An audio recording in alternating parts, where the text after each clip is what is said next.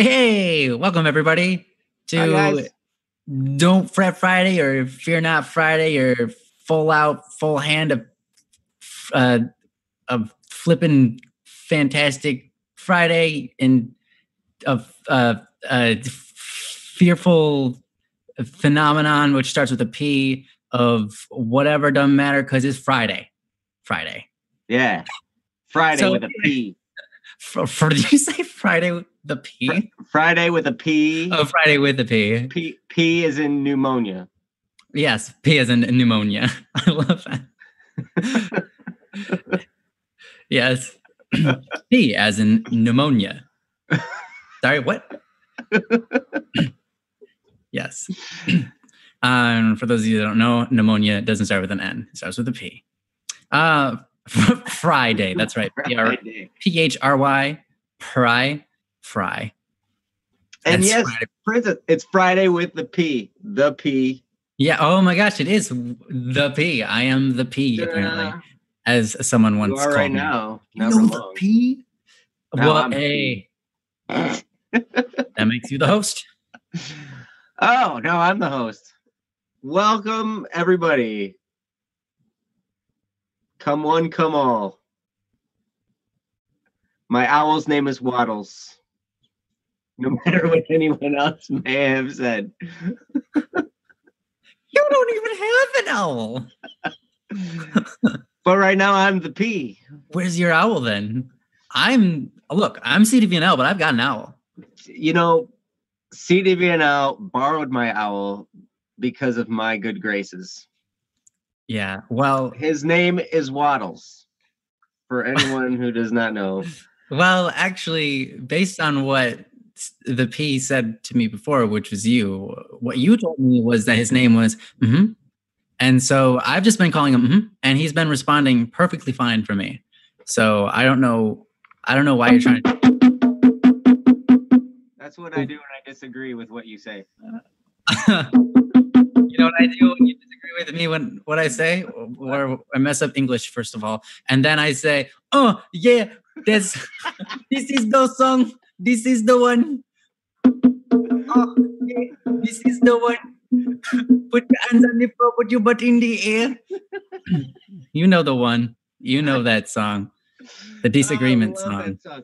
That's my new favorite song. Yeah, I'm so glad that you have me on this show. And I just feel honored to be in the presence of such, honestly, though, you got a lot to fix, man. You haven't posted a song in like 40 years or less. Oh, yeah. All right. Is that you saying that to the P? I'm saying that to the P. Yeah. Mm-hmm. I mean, I haven't either.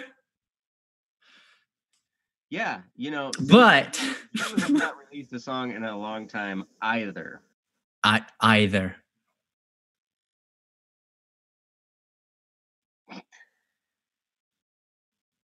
A bit. Me? I'm a bit quieter. Interesting. Either. Actually, I like to pronounce it either or either. Either or either. Either way is fine. Either way is good. I think Jesse's messing with my stuff. Actually, your audio is quieter. Did you drop the mic? No, my mic is up there. It is a lot quieter. Maybe it happened automatically when you hit the bongos. Maybe. Let's see what happens when I do this. Either is fine. Either is fine. Show sounds much quieter. Yes, it happened suddenly. Yes, it did that. I think it did that. Automatically adjusted the volume. Oh, there you go. So now it's coming back up. Yeah. Oh boy. Oh boy. We're getting it figured out now. Push it through the roof. Dang bongos. So let's see. I'm gonna check this little box and I'm gonna do this. Mic check. And we'll see how this works. Is this better? Is this better now? That's a lot louder. That's for sure. Does this loudness? I think that loudness over his mic might be louder than mine. Uh oh. Better fix that then. Let's go back out. All right, there we go. How's that? Is that better? That's perfect. All right. Yeah. All right. Oh, you're And quiet now again. it's not gonna mess I'm with just it. 'Cause kidding. I fixed it.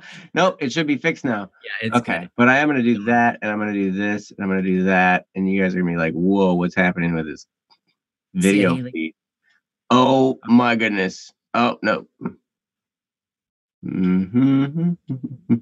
These are things I did not do before the stream this time. What type of things? hmm Whoa.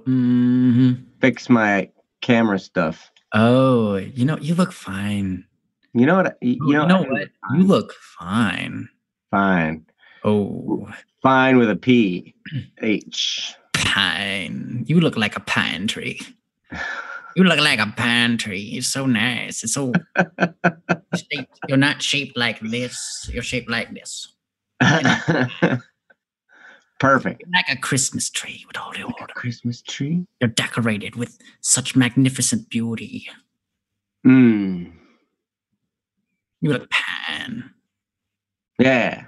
Yeah. Get to work. Jesse says get to work. Actually, those in the Philippines and those who have Filipino parents, you get me when I say pine because in the Philippines, when they speak English, they don't use the F sound. They use a P in place of all of their F sounds. It's weird. Whoa. Fortunately, instead of fortunately, for example. Turtellini, we're not ignoring you. Hi, Turtellini. Delight. Turtellini, you're awesome. Yes, you are. Turtellini. Hey, I saw you earlier and I was like, oh snap, this person's name is Turtellini. That's awesome. Don't know where you came up with that name, but I like it. Mm-hmm. You know. Turtellini. Yes. Ignored. You are not ignored. So am I still the P, or are we going to switch back and do this the right way? Yeah, let's do it. All right. Hey guys. All right. Welcome to this Friday. Once again. So you know the show. This is the show where basically we talk about the issues that you are going through today or this week or this month or just things that are on your mind that you're worried about. Maybe you're worried about things. Maybe your friends are going through issues and you want to share them. But yeah, this is the show where we just talk about that kind of stuff in a way that maybe can help you. Basically, just one friend to another. We aren't professional psychiatrists or anything, but we do hope to give some advice from our lives and our experiences, just to kind of maybe, a lot of times we can't tell you what the best action is, but we can help you kind of move forward and figure out an action for yourself. Yeah, because basically this is Don't Worry Wednesday, but on a Friday. So if you have anything going on in your life, whether it be with a family or a friend, or maybe, maybe your dog just died, or maybe your cat just died, or maybe your hamster is still okay, but he's just kind of, you don't like him anymore. Whatever the issue is, you got parent issues, you got friend issues, maybe you got math issues. I don't know. But either way, we're here to talk about it. So yeah. And thanks for being here, everybody. Got a decent crowd today. Nice to see you again, Lay. Really happy to see you here. And Turtellini, hey, don't feel singled out too much or left out. Don't feel left out. We see ya. Bree, I love you. I love all the hearts. You are a wonderful gal. Thank you so much. And Haley performed tonight. Haley Hepworth. Hey, that's awesome. Great job doing whatever. Ooh. Something. Insomniac time, so I couldn't make it to the stream. Oh, that's all right, dude. No problem. I get it. I have those times every once in a while. But that's kind of hard for me because I could usually just go to bed whenever I want to go to bed and wake up whenever I want to wake up. But it can be hard. We've got a question from Antilla. We do. And Turtellini, my name is Joe. That's my actual name. It's Skdivinal. Skdivinal. Yes, that is right. It's Skdivinal. Obviously. Oh, you did dance. Oh, yes. That's fantastic. I love watching dance. So you guys might not know this, but Joe's wife is a choreographer and dancer. Yep. Is tremendous. That's awesome, because choreography is a really difficult art. Like seriously, even just writing a story is hard. Taking a dance performance, making it look good in synchronization and into a story, that's amazing.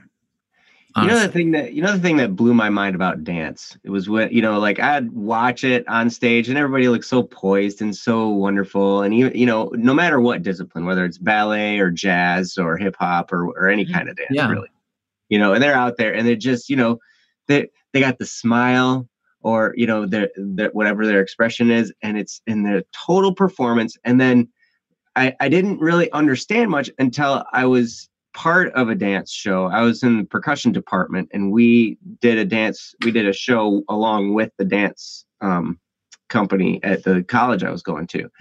And when we were backstage waiting for our part, the dancers were out there. They looked all awesome on stage and poised and perfect and amazing and stuff. And then they got off the side of the stage and they're just like, that's amazing. Because it's such hard work. Oh my gosh. Like even just doing some of the dances myself, I'm like, whoa, how do they do that for even like as long as they do that? I can't even like do like it for 2 seconds. How to do it for 20 minutes? That's insane. Right. And they have the endurance to do that for a whole show, back and forth. And then they got to change clothes like, in 14 seconds or less, and it's crazy. Like when I was actually part of a dance show and I got to see what they do, man, my respect level for dancers just went right through the roof, because I'm just, wow. That's incredible. Crazy, impressive. Am I a flamingo? I probably am a flamingo. Hey, Fuzzy, welcome. Fuzzy Freddy. I like the name. So, excuse me. So you want to hit up this question, this first one we've got here? Sure. From Antilla. All right, I gotta relocate it. Here we are. Okay, so this is what Antilla said. A friend of mine, she's under 18, smoked cigarettes, and I told her that it was wrong, even if she did it a few times. How can I tell her to stop? That is a really good question, and thank you for posting, Antilla. It looks like it's Antlia. Oh, sorry, Antlia, not Antilla. Yes, the I and the L are switched. My bad. Yeah. Antlia. Yeah, it's weird. Which is terrible. Kind of you've been on this many time. Thing. Yeah. I am dyslexic. I am also don't know how to speak English, but I am dyslexic to a small degree. So pardon my poor recognition of your name.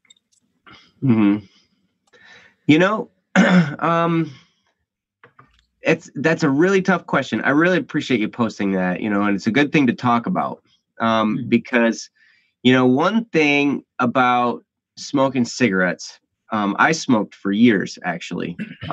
And it's a tough thing. I mean, I remember starting, I don't think there was anything anybody could have told me to tell me that would have gotten me to stop. I really don't think so. I mean, just because of the way my mindset was at the time, I didn't care. I just knew that that's what I wanted to be doing. I wanted to be smoking because I thought it was cool. And I learned that it's not cool because there's some things involved with smoking that are really difficult, like addiction.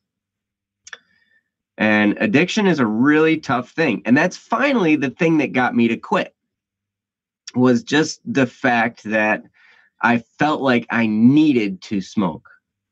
I didn't like that feeling, because in the beginning I wanted to, because I thought it was cool. I come to find out it's not really that cool. It kind of stinks, and it makes you sick a lot more, and it creates this addiction in you where your body tells you, look, you need cigarettes. And I remember sitting there and I'm like, I'm being controlled by this little thing that's smoldering in my fingers. Like, I'm a slave to this thing. And it finally got me so mad that I was like, all right, I got to figure something out. I got to figure out how to quit. And, you know, I finally went through a program. I know I talked about some of this on a way older episode of Don't Worry Wednesday, but just fighting addiction. So, Antley, I don't know if there's anything you'd be able to tell her to stop that would get her to stop, because if she's of the same mentality that I was at the time I started, then, you know, she might not listen. But I tell you, I can talk a little bit about what addiction is and how it works in smoking. Okay. See, cigarettes are one of the biggest scams in the history of mankind. I learned this part because it's a thing. It costs you money, right? It's a product. People want to sell you this product. Okay. And this product has no value whatsoever. It does nothing good for you, right? And it's specifically designed to make you want more of it. Like, they make them as addictive as they possibly can. They put extra chemicals in there to make them more addictive so that you will continue to buy them and continue to buy them and continue to buy them, even though there's nothing good about them at all. There's nothing good that comes to you from smoking. And what happens when you smoke a cigarette, you ingest all these chemicals through the smoke. You know, all these chemicals go into your body. So now your body's all out of balance. Now you're experiencing a chemical imbalance because you smoked a cigarette. So your body, in reaction to that, creates a whole bunch, you know, it produces chemicals to counteract the chemicals that you just ingested. So in order to try and balance your body out, right? Here's the thing. Your body will then process the chemicals from the cigarette much faster than it goes through the chemicals that your body produced. So now you're out of balance again. So now you have this greater amount of these chemicals that your body produced in order to fight these other ones that you put in your body. And now you feel like, oh my gosh, I need a cigarette so I can get these other chemicals and put myself back in balance. And then your body creates these again, and then it does that, and it's back and forth and back and forth and back and forth. And that's addiction to cigarettes. And it's just an on and on and on and on and on process.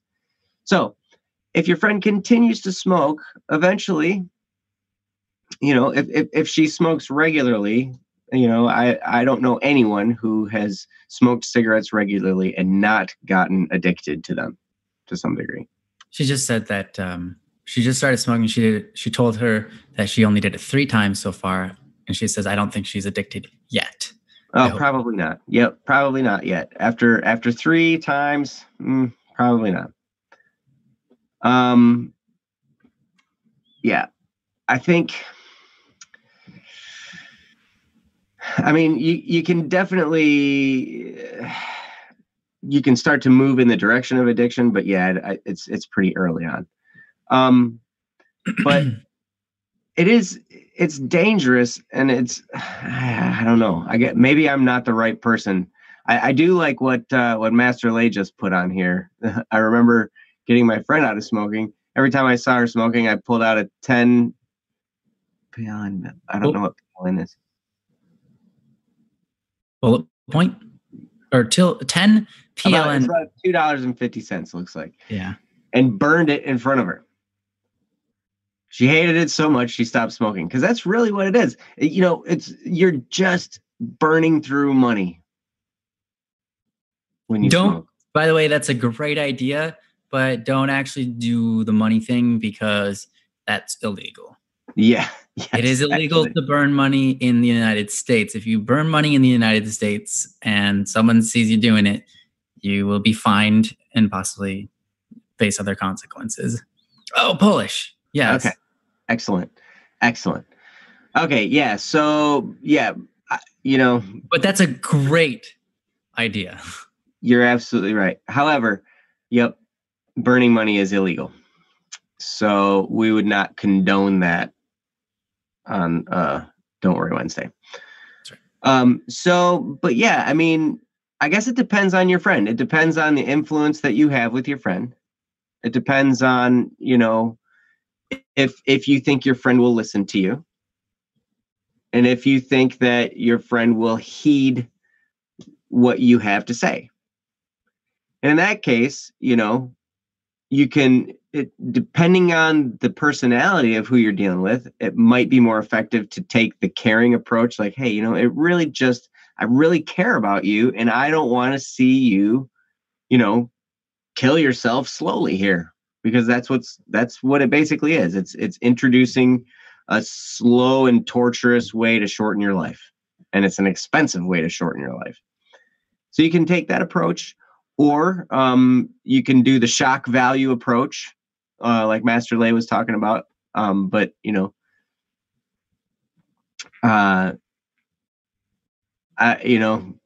something to shock them, something to, just kind of get in their face. That's sick. Whatever. You can just like degrade smoking. It just depends on what will be more effective for the person that you're dealing with. But I applaud you a lot, Aunt Leah, because it shows that you care about your friend. You know that it's bad, and you understand that it can be definitely damaging. Now, anybody that's watching that smokes cigarettes, this does not make you a bad person if you smoke cigarettes. I know, because I used to smoke cigarettes, and I wasn't a bad person when I smoked cigarettes. I was still me. And I don't think I'm a bad person now. I don't think I was a bad person then. But it was just a habit that turned into an addiction that then for me, it felt like I was imprisoned by it. And I really, really got to the point where I could not stand that anymore. And I had to take steps to get out. But Ryan, what do you have to say for Aunt Leah here? Yeah, it's really interesting. I've never dealt with smoking myself, but if she's only 3 cigarettes in, or so she say, maybe 4, who knows what it is. I think you stand a lot better chance at swaying her from it. Honestly, I think this is probably the best approach from my perspective. Now, I don't know your relationship with this person, like Joe was saying. From my perspective, the buddy kind of attitude works the best in these scenarios. And what I mean by that is like this. When you go up to your friend, just be like, hey, buddy, I love you, dude. But, this is kind of like a guy talking to a guy, but a girl can talk to the girl the same way. It's like, hey, man, I love you, man. You're awesome. But the cigarettes, they got to go. Like, it's gross. Mm-hmm. And they're going to be like, and you can just be like, dude, you're awesome. Like, cigarettes, though, they're like totally not cool. No, they're just whatever. It's man talk. It's buddy talk. It's, hey, buddy, you're awesome. I love you, man. But cigarettes, come on, dude, don't do it. That kind of attitude really sets them at ease, but also gives them some kind of motivation. It's backwards motivation. It's like incentive not to do it, because you start to, you kind of get them in the right mindset by doing that. They no longer feel like you're attacking them, and it makes you feel like you're being real with them, and that they're going to want to respect you, because they do respect you. And so they want to keep that respect. And so they don't want to do the smoking thing, because they feel the respect that you have for them when you talk to them like that. When you talk to them like they're your friend, like they're your equal, like they're your buddy. Like, there's someone that when you talk to someone, like, they can handle it. You can tell people that. You can say, look, I know you can handle this, so I'm just going to say it. I love you, man, or I love you, girl, but the smoking, like, it's not cool. Please don't. Mm-hmm. And they'll be like, you don't know me. Only the grass knows me. I don't know what they're going to say. But honestly, that's a good method. It's a really good method. I can't guarantee it'll work, but I think that's probably one of your best bets, is just go at it with a ton of respect, a ton of love, and just being real with them. Just be real with them. You know, we call that, you know, among men, the man talk, you know, where we just get real with somebody, you know, the buddy buddy talk. But you can do it with women too. You can just be real. So that's what my best advice would be. Hopefully that'll help you. Now, yeah, I mean, I can't add as much into the mental battle that they're going through as Joe did. So if you want to give them some of that, go ahead and play back what Joe said, listen to that again, or even have them listen to it. Because, yeah, I mean, everybody knows at this point, smoking is unhealthy and it's not cool. And it makes you smell bad. And you can even tell them that.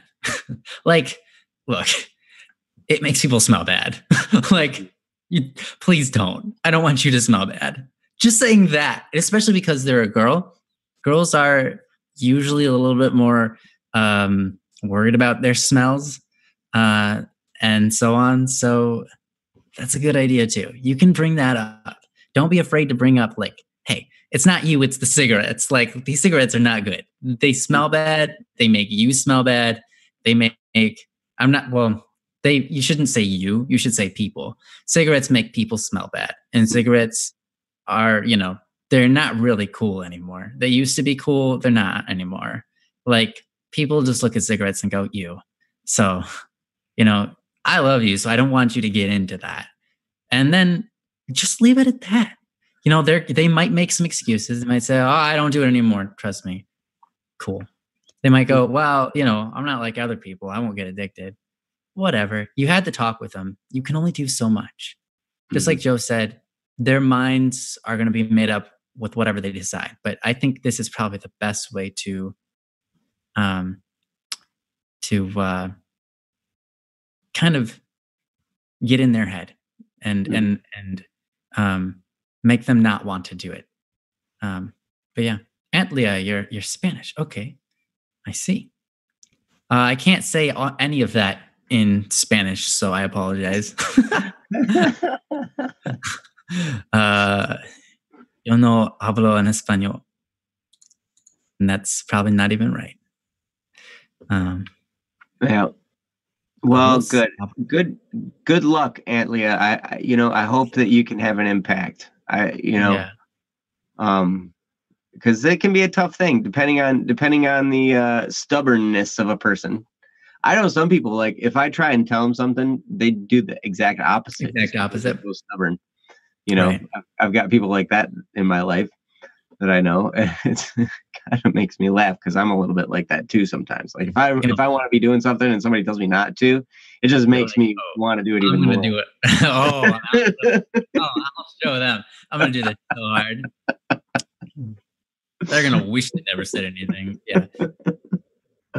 Natalie, that she's going to go for it. So, yeah. Awesome. Well, I wish the best. Awesome.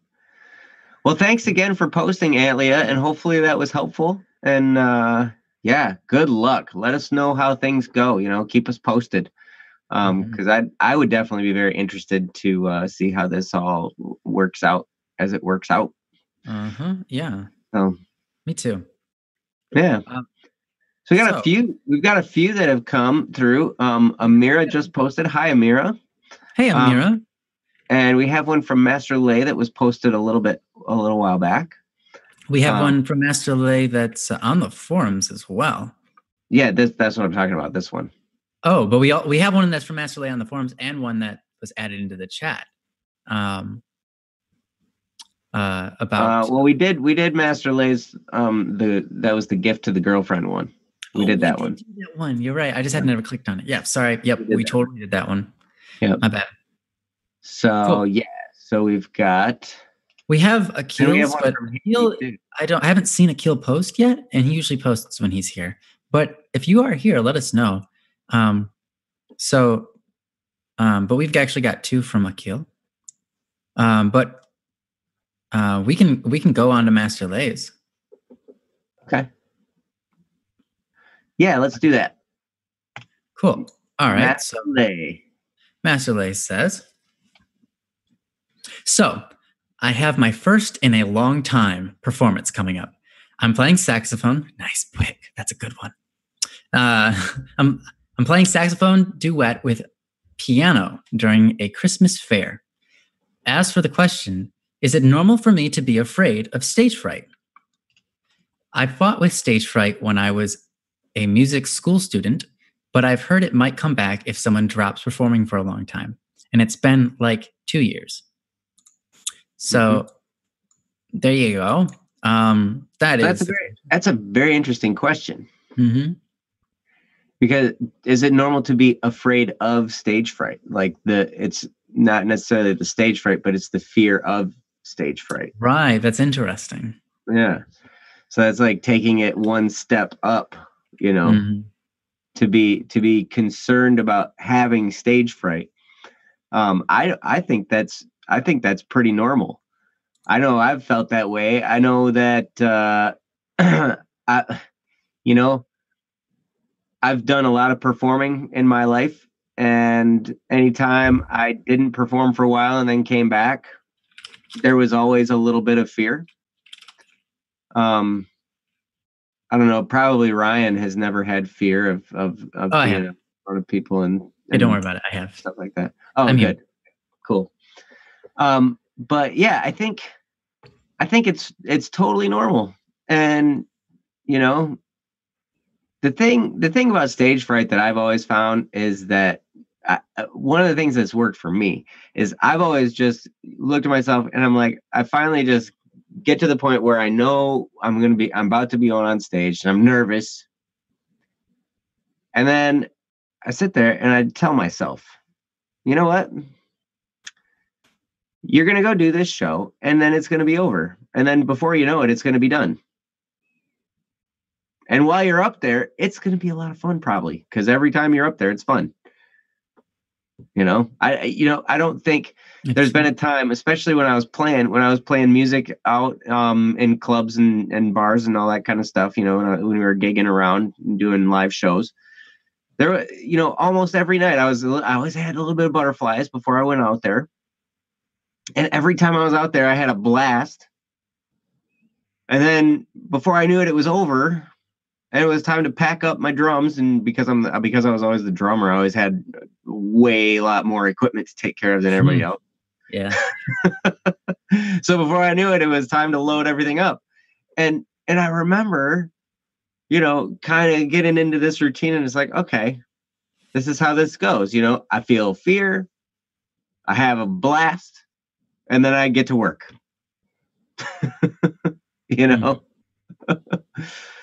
So I kind of, if you can remember that, maybe before you happen to go on, just if you're feeling really nervous, just tell yourself, hey, before I know it, this is going to be over.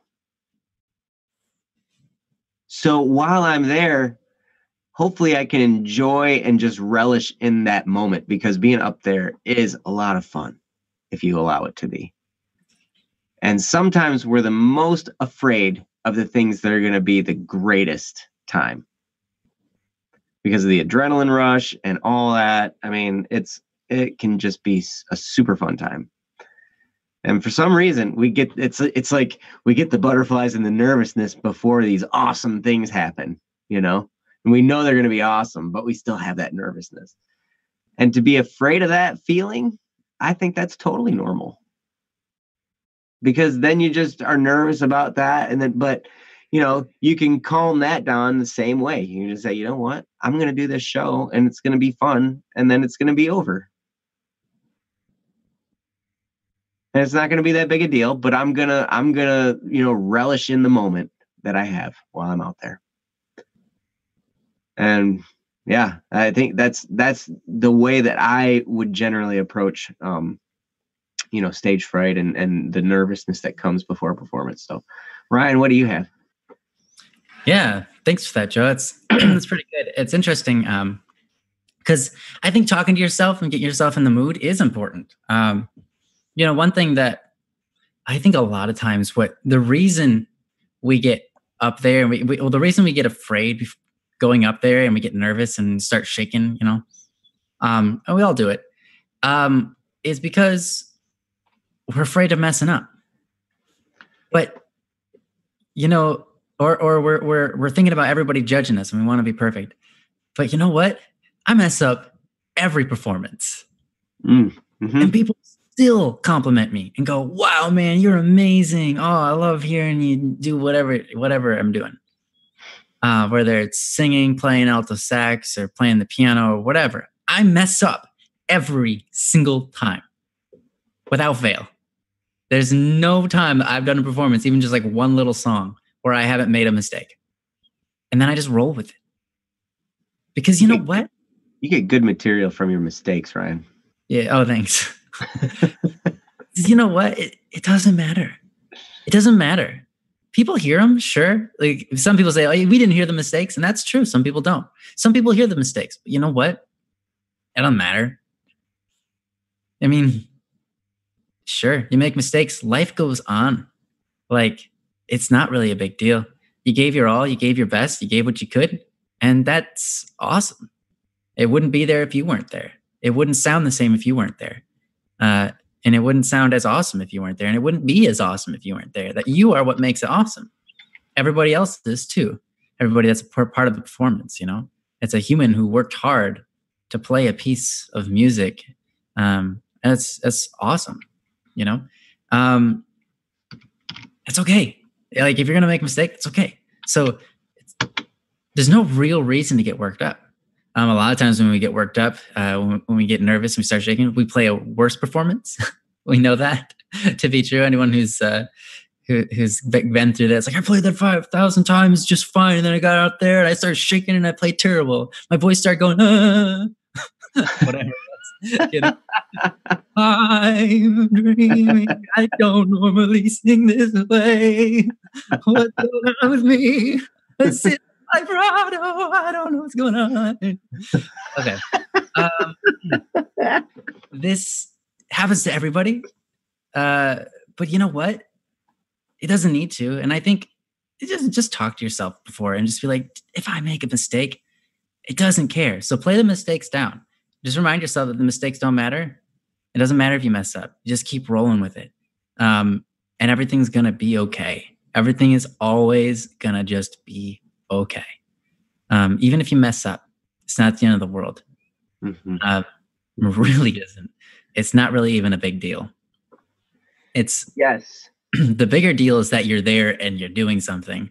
It's a whole lot less of a deal that you make mistakes because everybody makes mistakes. Mm-hmm. So yeah, and don't worry about the mistakes. The less you can get yourself to worry about the mistakes, the more comfortable you're gonna be playing when you make a mistake, because it's gonna happen. Sometimes people make a mistake and they just lose everything and they can no longer play. So if you've prepared yourself mentally, like I'm gonna make a mistake and that's gonna be okay, and I'm just gonna roll with it. It's gonna be great. Mm-hmm. Then when you make a mistake, you'll just keep on punching. Everything's gonna be great. And then you won't have a whole lot to worry about mid-concert. Mm-hmm. He said, honestly, I'm a bit less worried about mistakes and more about the reception. Interesting. Mm-hmm. Fair. Mm-hmm. Mistakes sometimes make the art piece more interesting. And that's true. That's absolutely right. Yeah.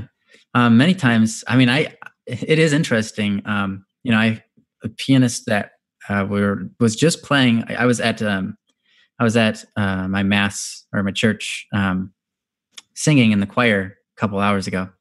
And the pianist is amazing that it's not our normal pianist, but it's someone that came to play for that mass. And she made a mistake in the middle of it, and she hit a wrong note. But the way she did it, it kind of like rolled up to it, and it sounded jazzy. And I was like, oh, that was cool. It was totally a mistake, but that was cool. I liked it. But yeah, it's true. The mistakes, yeah. If you're not worried about the mistakes, then you have a lot going for you already. Seriously, you do. Then it's just getting in your head and just calming yourself down. Maybe getting yourself pumped up for the show and for the reception. I get it. The reception can be more nerve-wracking. Sometimes it's after we're done performing that we start freaking out. It's not necessarily like while we're playing, it's after. And then once you finish, we're like, what did I do? I did great. I don't know why I'm freaking out. So one thing that we used to do a lot before concerts was I would talk with my section and just have a good time, tell jokes, smile, have fun, be silly. Because that took our minds off the performance and it put us in a place of just having fun. And that really helped us out for the concert. Just because it put us in the mindset of, hey, it's going to be a good time.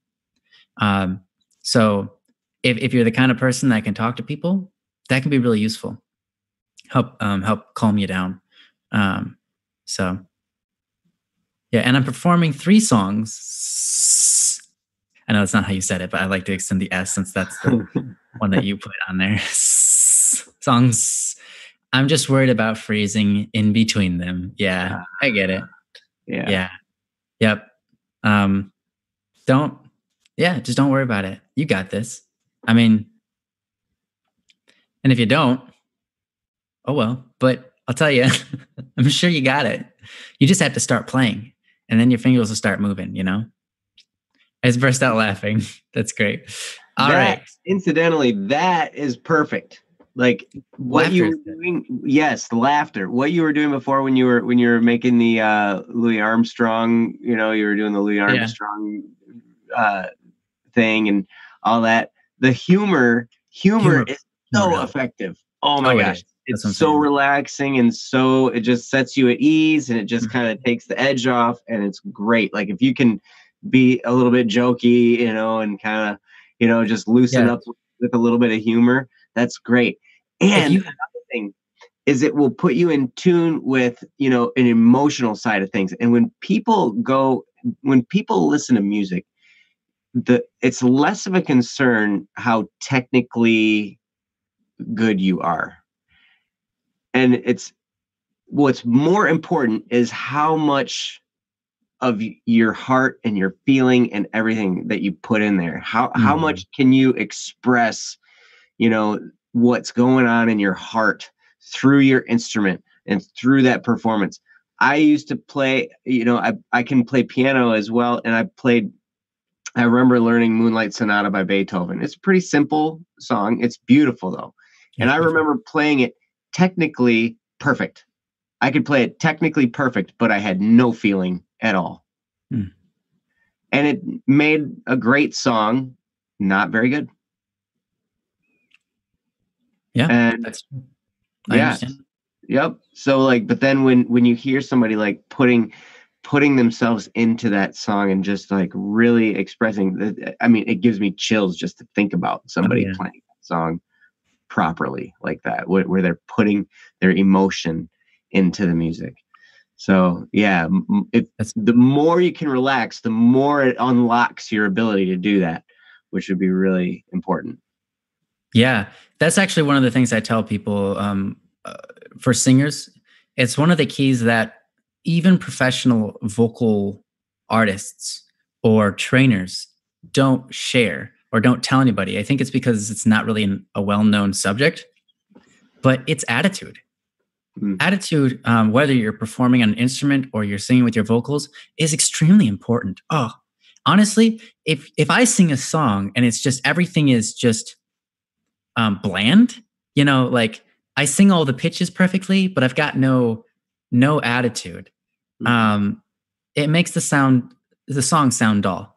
And I think that's a lot of times a lot of people say, "Oh, you're a good singer," and it's not that I'm better than anybody else because I'm not.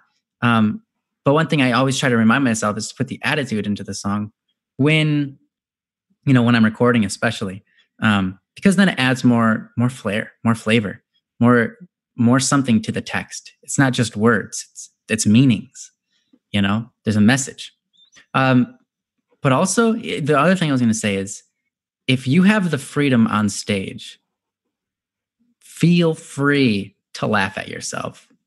Feel free to make a joke. And like, if you're in between performance, I don't know if you're doing solo, you're doing a duet. So you probably do have freedom. If you're on the stage, and there's a moment before between songs. So you play your first song, you've got a moment between. You can, if you feel like it, if you're like nervous, you can totally go, all right, let's give this one a shot. And then start playing. It's so relieving because you put your feelings out there, and everybody in the show they start laughing with you, and they start enjoying the concert. They feel like you feel. It's like you actually share a connection with people. They enjoy the concert more because you add these little subtext and these little interesting things between the songs, even if it's just something short. Or like, how's this one go again? Let's see. All right, play it. I think that's totally funny for people. It puts you at ease. It makes performance way better, and it's great for interludes. Something just a little in between. Mm-hmm. Yeah, that's so important. How to stay loose and adapt while you're there on the stage too. Mm-hmm. Like what Ryan's talking about. If you forget something, go with it. Yeah, it's totally fun. It reminds me. I remember being. This was another performance where I got to be with the dance company at the college I was at. And at this point, I was doing interludes to give them time to change in between dance numbers, right? So I was out there playing whatever percussion instrument, and sometimes it was a guitar, or sometimes it was an instrument. This particular interlude, I was playing a log drum. You know what a log drum is? It's one of those, it's got different tones to it, and it's got a whole bunch, it's got little tongues on it, that you hit, and the mallet, it's got these little mallets with rubber balls on the end of them, and that's what you hit the thing with, right? And so I'm playing, and then all of a sudden, I was doing an amazing job, I'm sure. You felt like it at the time, at least. I'm sure. And I had the whole place was just captivated with me on stage by myself, sitting cross-legged with this log drum playing on it, right? Nice. But anyway, what happened was the one of the rubber balls on the end of the mallet it came off, boom, and it popped off, and it rolled to the back of the stage. And I stopped playing, and I just watched it roll.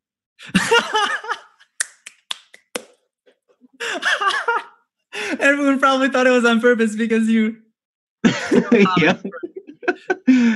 And they laughed, like the whole place just roared. It was great. Like, and they remember that part more than anything. Like I had done all this preparation to play this, thing that I was playing, and I was like, okay, I'm going to play this section, this and this section, this and this section.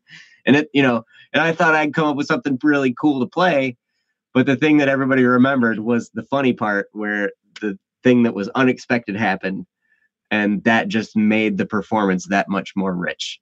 It really taught me an important lesson about what a stage performance actually is. It's it's a communication that you have with an audience, and whatever happens during that time, you're there to captivate your audience. You're there to engage your audience. You're there to help them enjoy themselves while they're there. You're not there to impress them necessarily. You're there to help them enjoy themselves. And that experience there was one little lesson in that. And another big lesson in this, in learning this, was when I was playing drums for a band, and we were playing at bars like every weekend. And I learned that as a drummer, the greatest compliment I could get was when the dance floor is full and nobody says a word about my drumming. Nobody says, hey, you did a good job. Nobody says anything, because then what I did was I did my job. I got everybody to have a good time dancing and having a great time at the show, while we were playing. And it just was part of the night. It was just part of their fun evening. I contributed something so they could have a good time. It wasn't about them looking at me and how great of a drummer I was. It was about me contributing to them so they could have a good time while they were out that night. And that's really awesome, because that's so true. I just really had to say this again, because you said this so perfectly and so awesome. A good performance isn't designed to impress people. It's designed to make people enjoy themselves. That is so true. That's what makes performance good. I really like that. Yep. It was a great lesson to learn, and I wished I'd learned it earlier, because I would have saved myself a lot of stress and a lot of apprehension and a lot of, beating myself up for screwing up and all kinds of nonsense like that, But if I had learned that it's all about, not impressing, but helping people have an enjoyable time, that's what a performance is. Yeah, that's awesome. That's so true. And you're right, Lay. It's one of those things that performing in a music school won't teach you. It's something you learn usually through the experience of going through it. I don't remember when I kind of learned that lesson. But I think, as someone that's a YouTuber, or if you want to call me that, my point is to make people have a good time, to entertain people. And I find that usually impresses people more than how technically good I am. Because people walk away feeling joyful, feeling awesome, feeling good. They like that a lot more than looking at you and thinking you're awesome. People like to feel good. And so you're giving that to people, and that's beautiful. And a lot of times you give that just by your own posture. You come in and you've got a smile on your face and you're like having a good time. Other people are having a good time immediately because you are. It's weird, but it's true. If you come up there and you're really professional and you're like, and you're like, I don't say a word. I'm super professional. I'm like just straight dead eye, like no one can faze me. I have no emotion. This is all about the music and the sound, and I'm not even here. If you go up like that, people don't necessarily enjoy the performance as much. They don't get that sense of joy from you. So even though in a lot of times that's what they teach you, especially in like marching band and stuff, which is a different story, because in marching band, you're supposed to be in uniform and sync and intimidating. Right. You are supposed to be intimidating. But outside of the marching band, then once you go to the bleachers, then it's all smiles and giggles and have fun and toot your horn and go, they did it. Good job. Then then you're setting the tone a different way. You're no longer being intimidating. So you have performance with certain features and emotions and attitudes that you're supposed to portray. And when you're doing like a duet or a solo concert and you're doing it for an audience, the best thing you can do is just cast your joy out and make people enjoy themselves and enjoy you. Yes, that's so very true. So thanks for the question, Lay. And I hope some of that was helpful. We kind of captivating. We kind of went on in a whole bunch of different directions on stage fright, and went into the whole just aspects of performance and everything. But it was, hopefully that some of that was helpful for you. But as Joe Bohan said, Lay, you're all good. It's like riding a bike. The apprehensiveness is difficult, but once you get out there, it goes away. It's normal to have some before you come back to something you haven't done in a while. That's absolutely true. Anything that you do that you haven't done in a while, you're going to be nervous about doing it again. Even riding a bike, as the example is, it's like riding a bike. It's just, once you learn it, you've learned it. But even still, like the first time I get on a bike after I've not been on a bike for 2 years, I'm nervous. I'm looking at that pavement and I'm thinking back to the skinned knees I got when I was learning how to ride a bike. I'm like, oh, it's not going to be fun. Then it's a piece of cake. I'm sure you've never faced this before, but like, have you ever gone like half a year without driving and then you have to drive like 16 hours straight? I've not, no. All right. I've experienced that a lot of times. I actually mean a lot, like probably like 15 times or something. Wow. Where it's like I haven't driven at all And then all of a sudden we've got a big trip coming and I have to drive like a giant leg of like the 16 to 20 hours or whatever. And, 8 hours of it are mine or something. And it's just really weird driving at first because you're like, how do I even function? Like, how am I supposed to do this? And your mind is just like on the road and you're fixated and you're like freaking out. Mm-hmm. And then after an hour goes by, you're like, oh yeah, this is normal. You're like, I do this every day, it feels like, except for I don't. So yeah, once you get into it, once you start rolling, everything seems fine. Yeah. Yeah. So you're going to be just great. I wish I could be there to see it. So yes, but right on. Well, now we have one from Amira. Mm-hmm. And Amira, I see you are still here. Yeah. And I certainly would like to discuss what you've posted here. Yeah. And I see some of your posts here that you say you wish you were good at something and you don't feel like you're very good at anything. And I would have a hard time believing that because I think you're probably good at something. Can I just level with you here, Amir? Obviously, you have abilities and talents you're undermining, like you're speaking English right now. And I bet you know how to walk. You have a job, you're holding it, etc.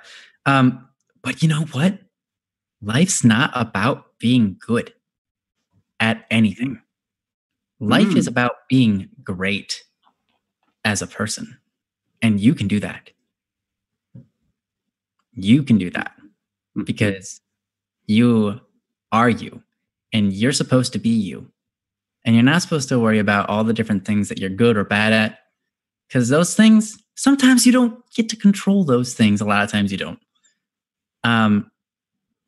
But you're still you and life's about being you. And you're great. Mm-hmm. You are great. Don't worry about what you're good at and what you're bad at because that's not what life's about. Mm-hmm. All sorts of people are good at some things. There's always somebody better, they say. Well, even the best guy. So what? He's only the best. Like, he's still person. He's not better than everybody because he's good at that thing. Nothing more to me other than that. There's so much to you, and yes, you exist, and that is awesome. Yeah. Before we go much further, Ryan, I want you to check on your audio settings on the Zoom and possibly change your auto adjust thing. I don't know if Zoom updated, but your volume seems to be changing fairly frequently. Oh, does it? Yeah. Audio. It's at max. All right. Auto adjust. Okay, I'm turning that off. I didn't realize that was on. All right. Is it fine right now? Or do I have to, am I talking too quietly or do I have to turn up my audio on the back end? Maybe a little bit. Maybe just a touch. I can do that. But yeah. All right. How's that? Is that better? Hopefully I just a touch. Well, I'm going to turn it up. Okay. I don't want to turn up too far. It's really sensitive. All right. There we go. How's that? I can hear myself a little bit better in my ears too. So. Okay. I think you sound fine. And if Jesse says it's bad, then we'll know for sure. All right. I'm going to boost it a little bit more then. There. Oh, hear that? Hear that? I heard that. That was a micrometer adjustment. A micrometer. Yeah, a micrometer. I could tell I'm really specific with my touch. I think it's actually called a micrometer. You know what, Joe? You might be right, and I might be right, and you might be wrong, and I might be wrong. But you know what?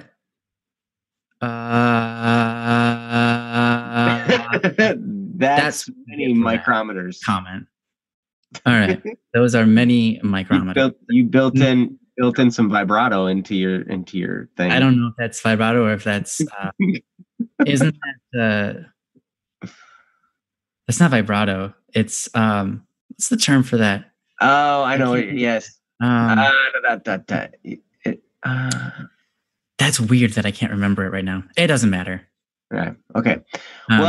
So Amira's here and she has posted. Yes. She has posted this. So Amira posts, just being friends with my best friend is starting to hurt more and more with each day. I tried shutting off my feelings for I tried shutting off my feelings for her, but I can't. Please help. So just a little background. Amira has a best friend who she has more romantic feelings for. And it's been this, kind of this struggle, this challenge. And the feelings don't necessarily seem to be appropriate. So Amira is trying to just be friends. And is having a really hard time doing that, it looks like. So Ryan is such a tremendous person at controlling his impulses. Well, thanks for thinking. I definitely think, like, I've known you for long enough to know that you have a tremendous amount of self-control. So Ryan, take it away, because I'm sure you're going to have something good to say about this. Well, thanks, Joe. I appreciate that. And I think the same can be said of you. I think we've talked a little bit about fasting before. I don't know if you've tried it yet, but fasting is basically where you give something up. It doesn't have to be food, but it can be food. An activity, or you start even doing something that you wouldn't normally do. You spend more time doing something healthy. And anyways, an example of fasting is like giving up coffee and not drinking coffee except for on the weekends. And then on the weekdays, you refuse to drink coffee. And you have to control yourself, especially if it's something that you usually drink every morning. That's an example of a fast. Here's the thing. Self-control is really hard when you haven't already established the habits in self-control. And it makes things really, really hard. So I understand how hard it is and what you're going through. And there is no easy way out. Oh, you said she doesn't know about this, by the way. Oops, bad grammar. Your grammar is great. Don't worry about it. So, as hard as it is to control yourself with the big things, it's easy to let the little things slide too. And if you let the little things slide, it makes the big things even harder. So, starting with something that seems completely unrelated, like, for example, coffee, and just practicing self-control in that can help create the strength needed to perform the self-control needed for the hard things. Now, that is a long route, but it's a really good one. It's why, if you look back into ancient histories, fasting was a big thing. Mm-hmm. Lots of cultures did it. And there are still some cultures that do it today. It's a practice that creates virtue. And it's hard. It's hard. It's hard. And, self-control is probably one of the biggest battles of our current generation. So it's okay. Like, I understand. It's not like you're any more messed up or broken than anybody. Self-control is something that we all have to deal with, and trying to figure out how do you deal with, these emotions, and what do you do? So in the meantime, while you work up this self-control, and telling yourself no and being okay with it, and, building up emotional control, I kind of want to go into that, if you don't mind. So do you know what the subconscious mind is? I'm sure you know a little bit about it. You might have heard a little bit about it. Like, that's where our dreams happen and so on. Mm-hmm. The subconscious mind is basically the part of our mind, well, some people call the back of our head, the part of our mind that records and executes habits. And this includes our taste in what we like, who we like. This includes how to ride a bike, how to walk. This includes how we react to certain emotions and feelings, and what emotions and feelings arise when certain situations happen. All of that happens in our subconscious mind. It's not some kind of weird outside force that suddenly comes into us. All of that is in our head somewhere, and most of it resides in our subconscious mind. And so the thing about that is this, I'm telling you this so that you can understand, it's actually, even though it's subconscious mind, it can be consciously controlled. When you have a subconscious thought, you can turn to your conscience and say, but is that thought right? And then try to correct it. Emotional control is something that is extremely, extremely important in life. And I think it's not really talked about in school or anything. But emotional control is basically just the ability to control your emotions and how you act upon them. So, this is exactly, I think, the thing that you are looking for: emotional control. Um, and so that you can, so you say, how do you force yourself to fall out of love with somebody? And that requires emotional control. Um, that requires, um, what's the word? Um, I'm waving to somebody. I don't know why. Sophia. Oh, hey, Sophia. Welcome back. So,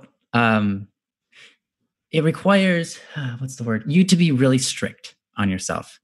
Falling out of love with somebody is not an easy thing. Controlling your emotions in that regard is extremely difficult. It's probably one of the hardest ones, to be honest. It's probably one of the hardest ones, and it might be something that a lot of people find completely impossible. But I would not say that. I would not say that it's impossible. Our attractions, even just to what things we like, can change in an instant. Mm-hmm. Like something happens, and all of a sudden we're like, "Wait a minute! I guess I like. I guess dresses are cool." Suddenly I think dresses are cool. I used to think that they were ugly, but that's interesting. Whatever it is. And those attractions are our subconscious mind, but so are your emotions, and emotions fluctuate all the time. So your question is, how can you get rid of your love for this person? You're not love. You still love them, but I should say you're in love. Your obsession or your desire to be with them, that sort of thing. I almost wish I never met her because of this. Oof. Yeah, that's rough. I can imagine the pain that you're going through. That is really difficult, and I am really sorry that you have to feel that pain. Mm-hmm. Yeah, seriously, that's awful. Again, I mean, we talked about this before. You can distance yourself, which would take a lot of courage, but I don't necessarily know if that's the right thing to do. It is one way, though, to distance yourself more and more, but it will leave a relationship hanging on. I don't necessarily like that route myself. Just as other people might recommend that. I mean, like, there's not an issue. It's not wrong. It's not evil to do that. But as my personality would have it, I'd be like, no, I'm not okay with that. I'm the kind of person that likes to make friends with everybody. So I don't want to just like leave that relationship hanging and be like, no, we don't exist to each other anymore. I don't talk to you anymore. That's not really friendly. But anyways, so back to emotional control. How do you create emotional control? Well, it's similar to creating self-control. Emotional control comes from asking yourself, whenever you feel an emotion, is that the right emotion? And then you answer it and you take an action based on that emotion. So you are doing this, by the way. Whether you know it or not, you're already doing this. And I'm saying that because what I'm telling you is that you're already on the right road. You're already doing the right things. You just have to keep on doing them. And it's painful, but that's where strength comes from. When you exercise, it's painful. Mm-hmm. It can be. It's uncomfortable at the least. But you know that you're tearing your muscles. But when they rebuild, they grow stronger. And the same thing is happening with our subconscious mind. We're tearing apart our habits. We're tearing apart our emotional understanding and our emotional conscience. We're tearing it apart. And it's painful because we're rejecting what we want. We're rejecting ourselves. We're rejecting that emotional desire. And we're tearing at it. But then it rebuilds with something better, something stronger, something more controllable. Not just a beast released, to be set in its ways, but something that took time and courage and strength. And then, you set a foundation with that. And that's where emotional control comes from. So is as painful as it is, I'm here to let you know and encourage you that you're already on the right path. It's miserable. Yeah. But that's where strength comes from. Mm. That's where emotional control comes from. It also comes from understanding that you have the power to control your emotions. Just that fact. When I was told that, when I was, I was like in high school, I was told that for the first time, and I was like, wait, what? Is that real? Are you serious? Like, I can control my emotions, like emotional control? That's a thing? I want to try that. And everything changed because no longer was I just reacting to things. Suddenly I was like, wait a minute, let's try it. Let's just give it a shot. And then I forced myself to do things how I wouldn't normally react. And I started building up emotional control, and I made it into a game. Sometimes it was painful because there are things that I wanted, but at the same time, I was like, this is a thing that exists. I can do this. And it really is a thing. Like you can control your emotions, and you're doing it right now. And so keep it up. Just keep with it. I understand that it might be painful, but no matter where you go in life, this scenario that you're going through right now will build you, and it will make your life far easier in the future and far more enjoyable. Because what is joy but an emotion? And if you can pick that 9 times out of 10, that's better than picking it the random chance where it gives it to you, If the world is deciding my joy for me, what does the world think of me? What is the world's vision of me? What is the world's not thinking about me or how happy I am or my emotions and how I feel. So why should I let the world decide that? If I can decide my own joy, if I can decide how I want to feel, of course, no one's perfect in this realm. We all get upset, and it's okay to be upset at times. It's good to feel sorrow. It's good to feel sad. Those are important things. But if I get to pick my attitude, life's going to be a lot more enjoyable. And so what you're doing is a very good thing and a very hard thing, but it's a very noble thing, very virtuous thing. And I give you mad props, Mira, because what you're doing is really, really hard. And I'll tell you, 99 people already out of 100 would have given in. I'll tell you, everybody but you has already failed what you're going through right now. And yet you're still holding true to how you want things to turn out.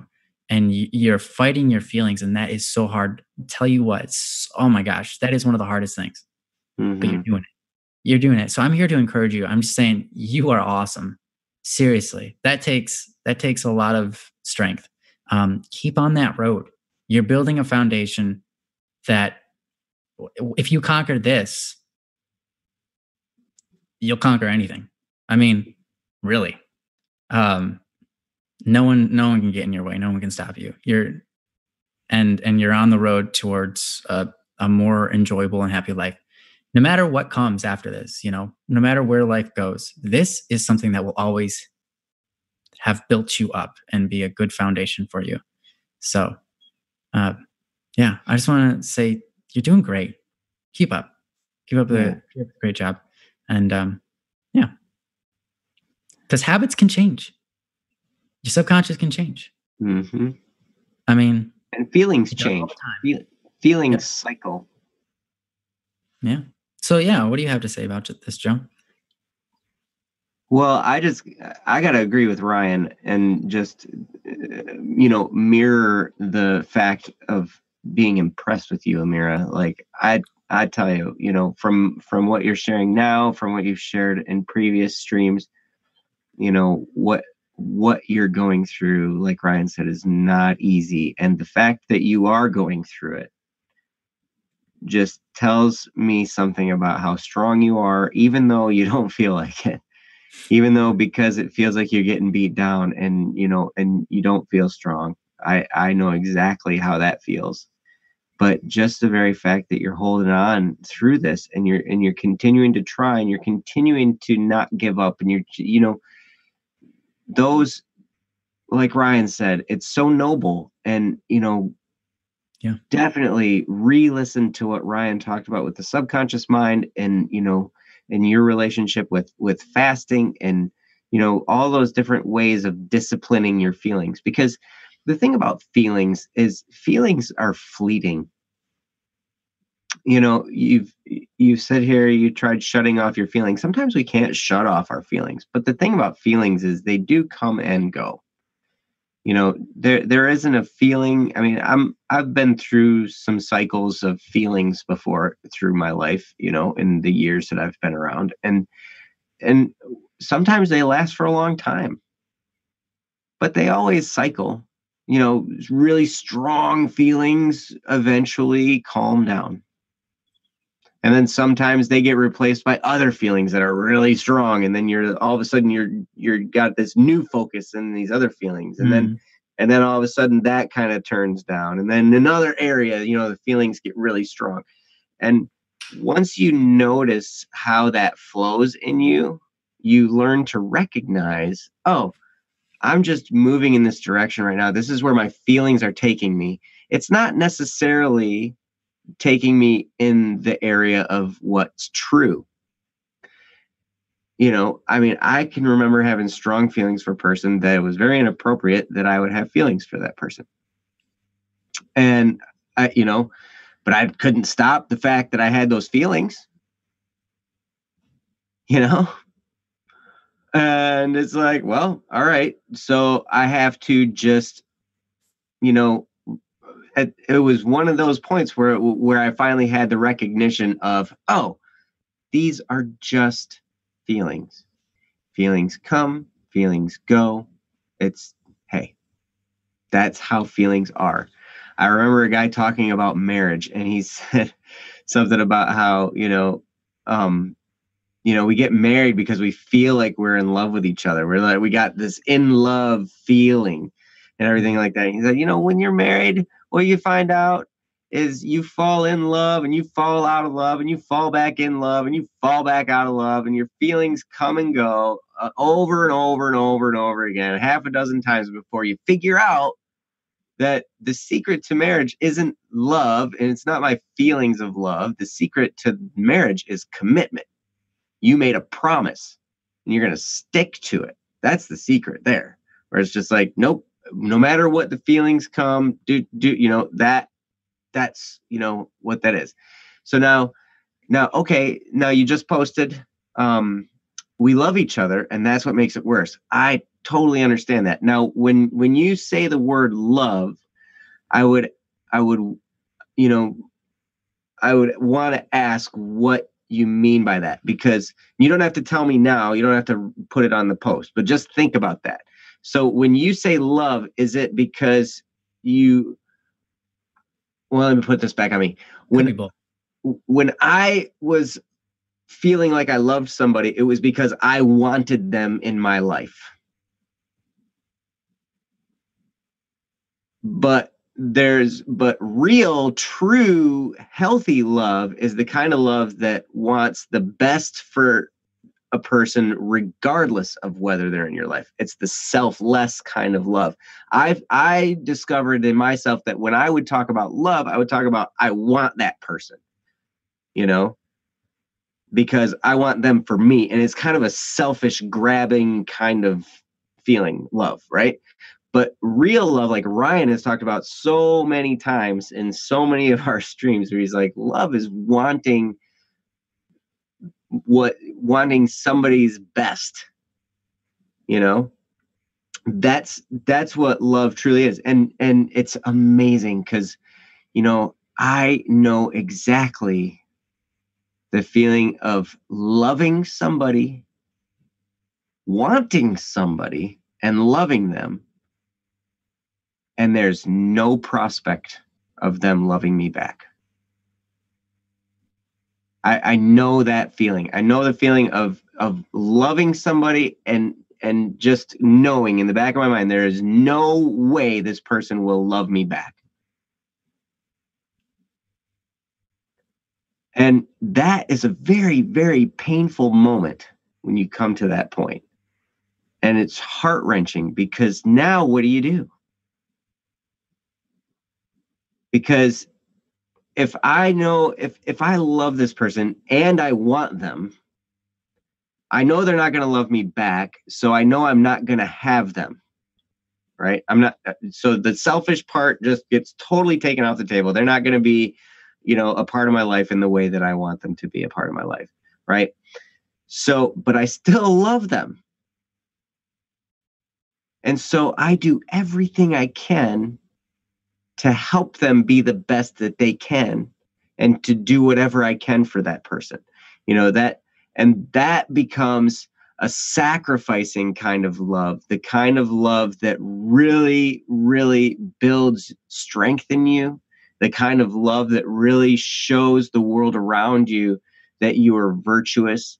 I mean, that kind of love that really, it benefits the world when people see you act in that way. It's this love of you trying to do what's best for another person, no matter whether they're going to, reciprocate that or not.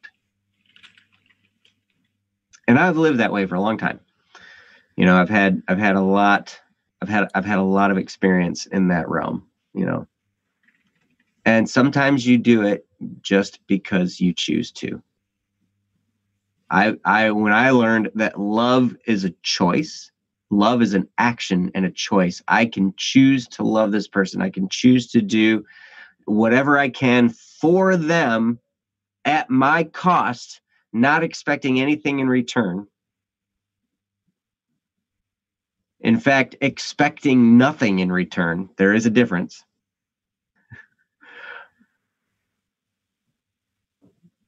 Then, but I said to myself, you know what? I don't care. I don't care what I get in return. I'm going to do it anyway because I choose to. Life is all choices.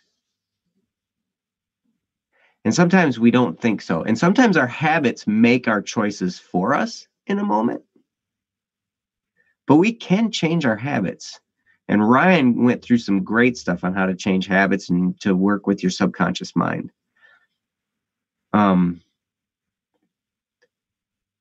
Okay, Amira says, on one hand, I'm really selfish, but on the other, nothing matters more to me than her being happy. I know I wouldn't be a good match for her, and I can accept that, but it still hurts. Yes. So I know, I don't know exactly the spot you're in, but I know the feeling of the spot you're in. I know the heart-wrenching, gut-wrenching, it's almost a despair combined with a resolve. Like, I love this person. I want to do what I can for what's best for them, but it's also a despairing. I know that it's not going to be the way I want to because, in this case, it wouldn't be a good match, for whatever reason. And I know that heart-wrenching feeling. And I'm sorry. I'm sorry because I know it hurts. But like Ryan said, that pain will strengthen you. We always grow through pain. And in fact, a lot of healing can come through pain. If you ever notice, when we are damaged, when we get hurt physically, there's the damage there, and we associate the pain with the damage. And yes, the pain comes as a result of the damage, but the pain is what tells us there's something wrong. If you don't have the ability to feel pain, there are people out there who do not feel pain. That's and true. They have to be really, really careful because they'll just put their hand on a hot stove and their hand will burn off and they won't even notice because they don't feel any pain. What was that, Ryan? Yeah, they don't even know that it's on, and they just all of a sudden they look down at their hand and it's stuck to the stove. Right. So without pain, they would not have any self-preservation. They wouldn't know that something's wrong. I remember, dealing with a shoulder injury, and for the longest time, I wanted to just take pain medicine to so it wouldn't hurt, right? But then what I realized was when I took a lot of pain medicine, I would just Harder. do whatever I wanted because it didn't hurt, and I would actually make the damage worse. And so pain can be a very, very helpful thing. And in emotions, it is hard. But that pain can bring about strength in you. It can bring about virtue in you. As long as you can hold on. And I need to tell you something. That pain can make you weaker and can even kill. That's true. Depends on how you approach it. Well, if you don't mind me saying one thing real quick about that. Mm-hmm. When you exercise, you physically feel yourself getting weaker until the point where you can't even lift the dumbbell. Mm-hmm. Dumbbell. Because you're so weak. You are weak. You do get weaker when you feel pain. But that's after.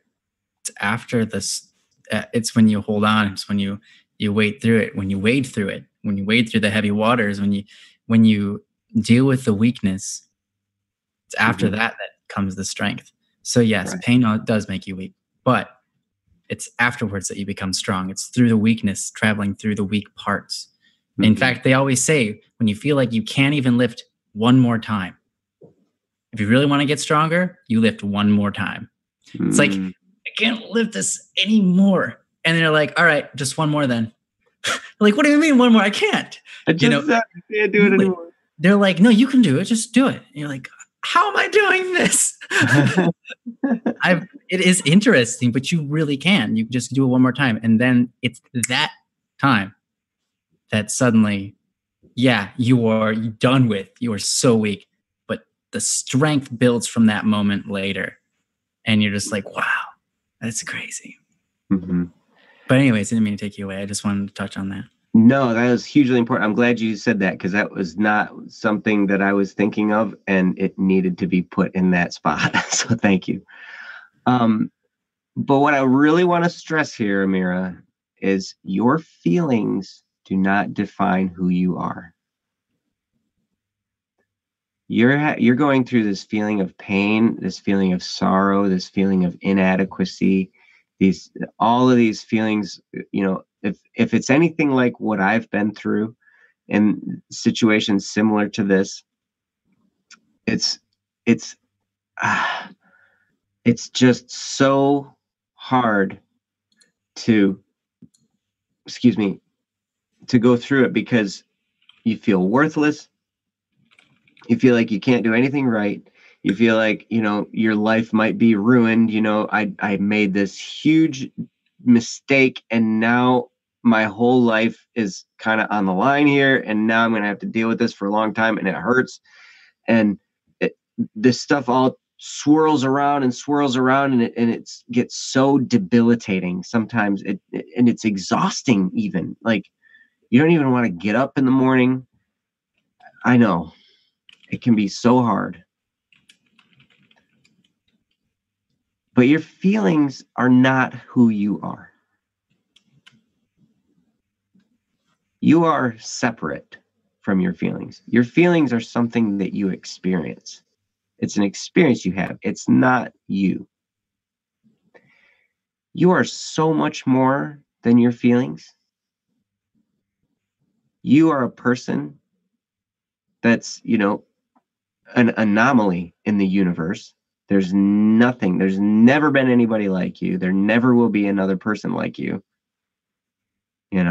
You are an absolute miracle that you exist. You have talents. You have, you have gifts, you have dreams, you have, things that you are drawn to, and all of that bundled up together makes something that is so unique in the universe that words, I try to describe with words and I can't even come close. There are no words to describe your absolute uniqueness and your absolute value to this world. And your feelings are simply an experience that you have. It's not you. It's not the definition of who you are or what you are. And even though it's really, really hard, you're bigger than they are. You may feel like they will defeat you, but I guarantee you're bigger than your feelings. And like I said at the beginning, feelings come and feelings go, and they cycle through and they go and whatever. And so maybe you indulge these feelings and you develop a strong romantic relationship with this other person, and then you go along the road on your relationship and eventually those feelings cool, and then what? A lot of times what happens in our culture now is when those feelings cool, just people separate, and then that's it.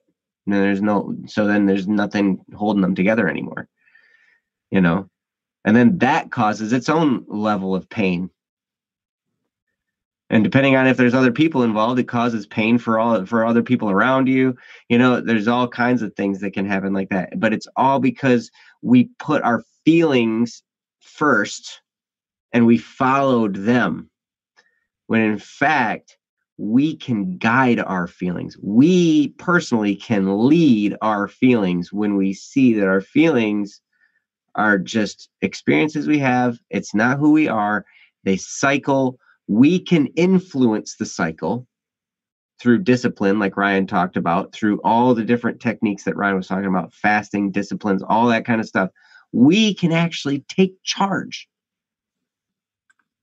and smooth out the cycle.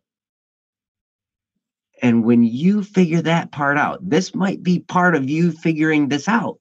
This might be the grand experience that gets you to that point. Like once you get through some of this stuff, that might be the defining moment of when you learned you were able to control your feelings. Because anytime we learn something big and important like that, it takes a challenge that's bigger than anything we've ever faced. And this might be that one. And on the other side of this, there's freedom like you wouldn't believe. There's peace like you wouldn't believe. When you learn how to guide your feelings and not be controlled by them, that is so liberating and so peace-giving. And you got to know, Amira, that we love you through all of this. And no matter what, and anytime that you might make mistakes, anytime that you might lapse into whatever behavior that you may have defined as wrong, all that stuff, it does not matter. Our love is with you regardless. Mm-hmm. And we will never judge you. We will never tell you you're a bad person. We will never scold you and tell you how you're so wrong. We just want you to get better. We want you to feel better. We want you to be stronger.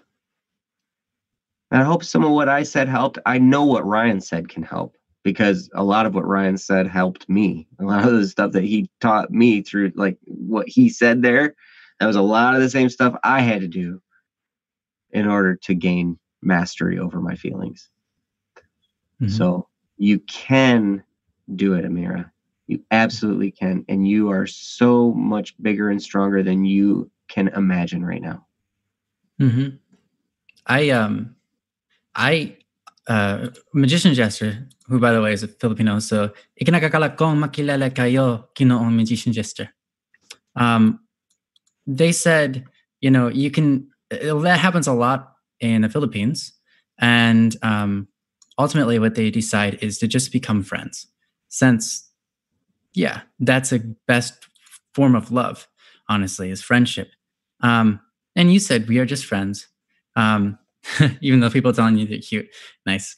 But yeah, What I would encourage you to do is I don't know if you'll enjoy this song, but there was a song that I was going through a tough situation similar to this once, about love and so on.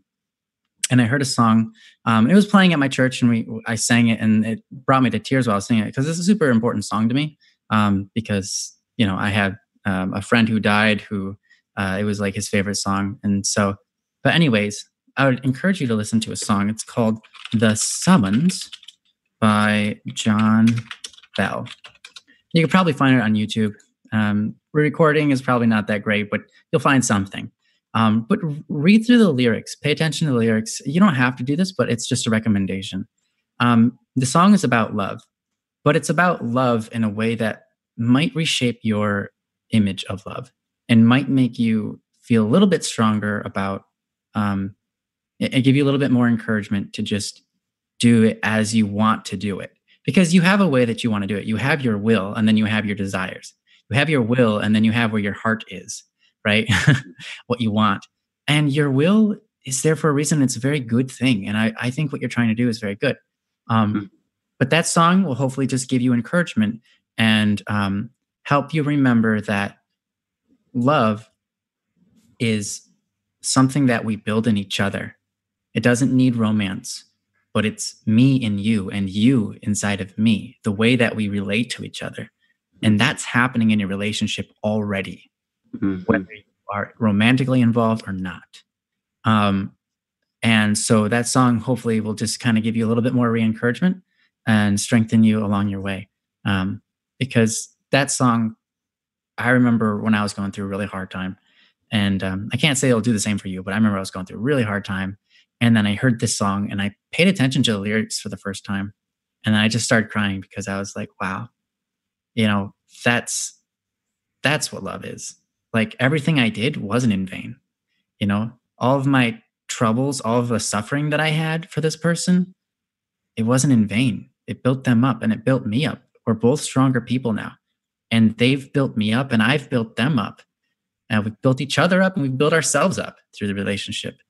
And that didn't require romance.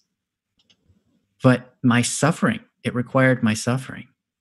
And I'm glad that I suffered now because that's what the reality of love was. That now you will continue in them. The things that you taught them, the things that you lived through them with, will go on in them for the rest of their life. And you don't need the romance. So hopefully that will just inspire you, encourage you, and help you move forward and continue your strength that you already have. So I wish you the best. And I love you, Amira. You're awesome. Keep it up. Yeah. Thanks for being here, Amira. I really hope that, some of what we say when you're here can be helpful to you because I know how hard this can be. And man, that's why we do Don't Worry Wednesday. Again, for you guys, for you guys that have been here, you guys know. But that's why we're here. It's like Ryan and I have talked at length about this. And it's like, we both went through a lot of challenges, and we still do.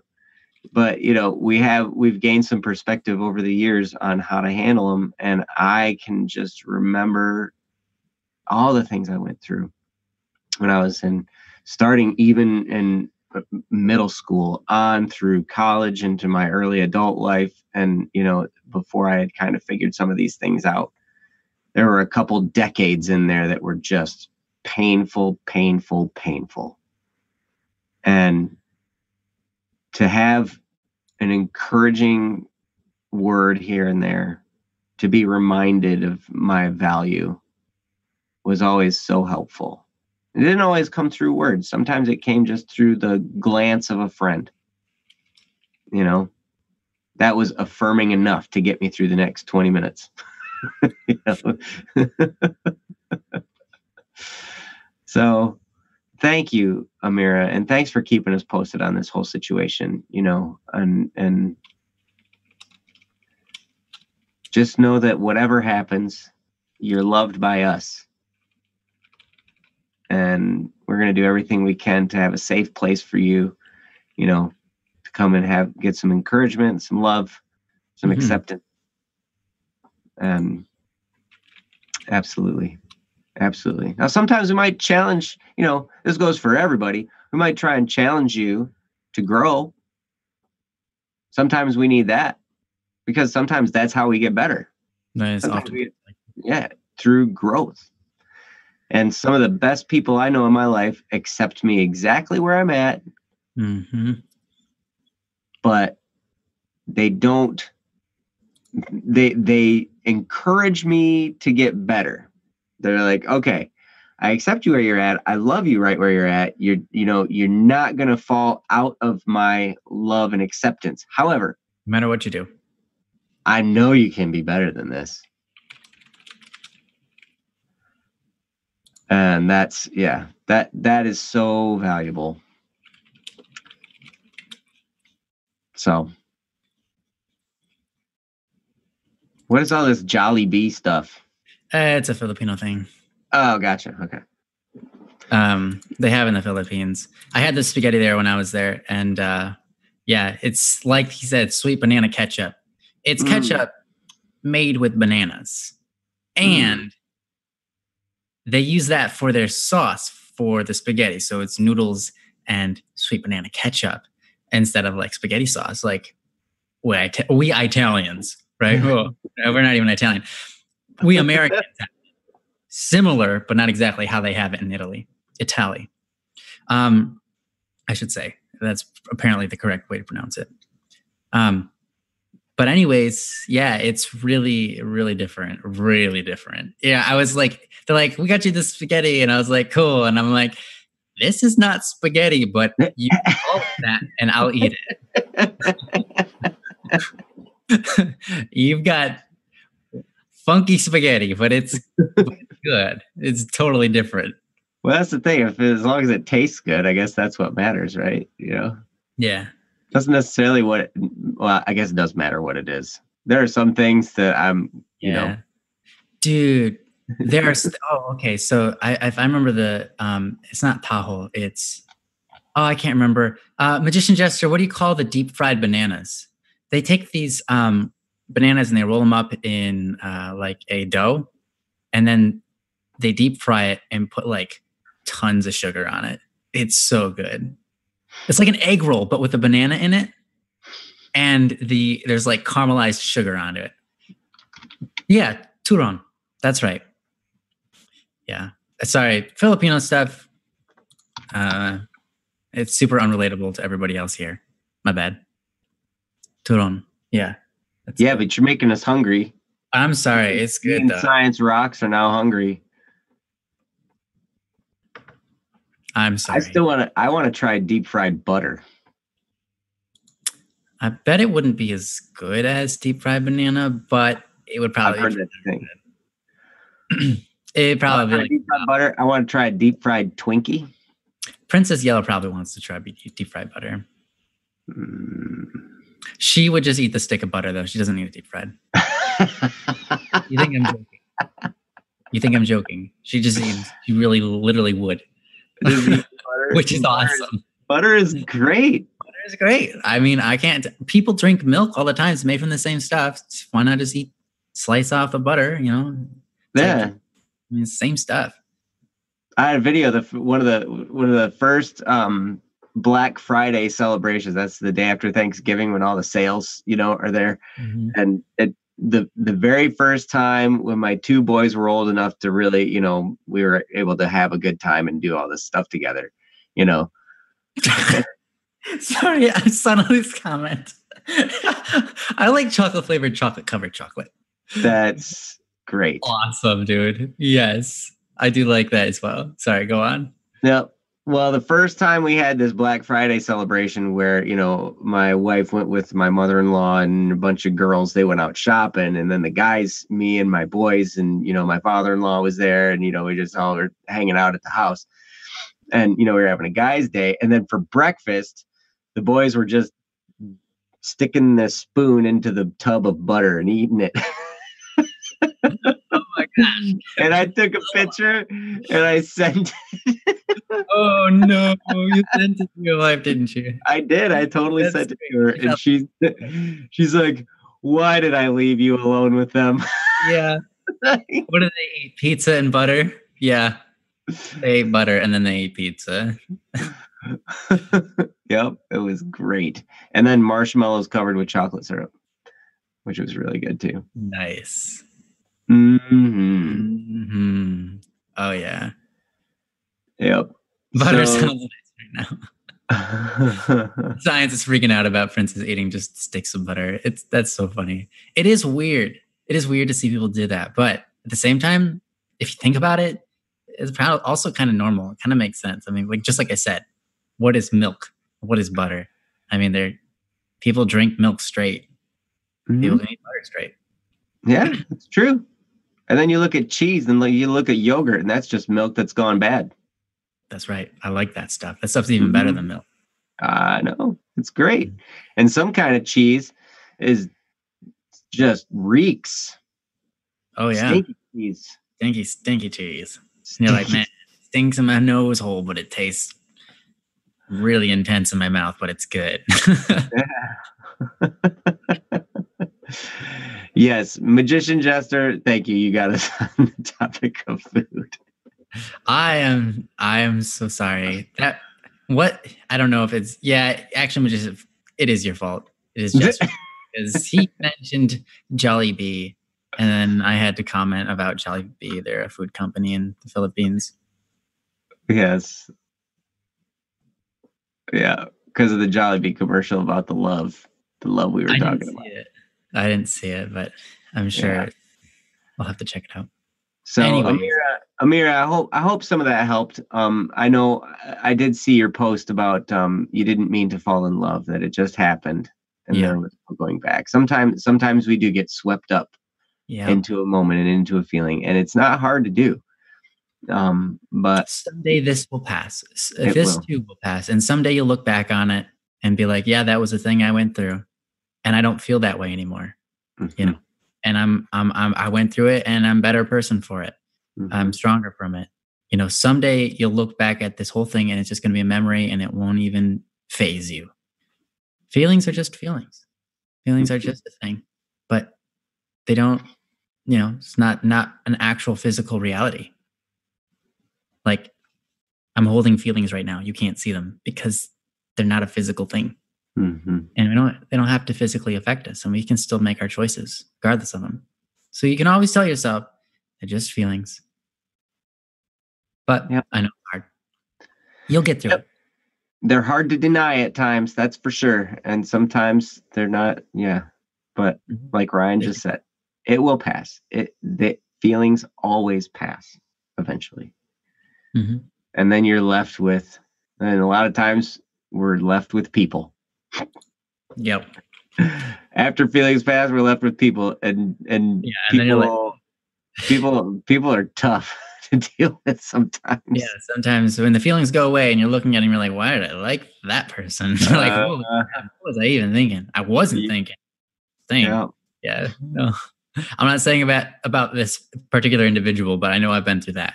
I'm like, why did I like that person? Like, I don't even know them. Like, now that I actually know them a little bit, like what was going on in my head? But yeah. So you know what? It's about that time. It is. Yeah. So thank you all for coming here and for sharing your stories and thoughts with us. And thanks for everybody who helps each other out in the chat. I try to read all the comments, but I don't always get to all of them and don't see them all. But I noticed that a lot of you are, posting on the issues and adding words that help to inspire and shed a little bit of wisdom. So we really appreciate that, and thank you guys for doing that. A word from the sponsor. Today's sponsor will be Joseph Anderson on the bongos. He has a message to relay to you. Bongo, bongo, bongo, bongo, bongo, bongo, bongo, bongo, bongo, bongo, bongo, bongo. And that was a word from our sponsor, Joseph Anderson. Please feel free to replay that as many times as you wish. This has been Sadie P and CDBNL on Fear Not Friday. Flourishing is always fantastic, and you should always do it Friday. So thank you. Have a wonderful rest of your weekend, everybody. Christmas is coming. Did you bring your coat? Christmas is coming. The goose is getting fat. Please don't put the penny in the old man's hat. Nice. If you haven't got a penny, a halfpenny will do. If you haven't got a halfpenny, then God bless you. Nice. But that's fantastic. And on that note, bye-bye. Bless you. Bless. Sweet dreams. Have an incredible day and see you later. Bye-bye. Love you guys. Peace.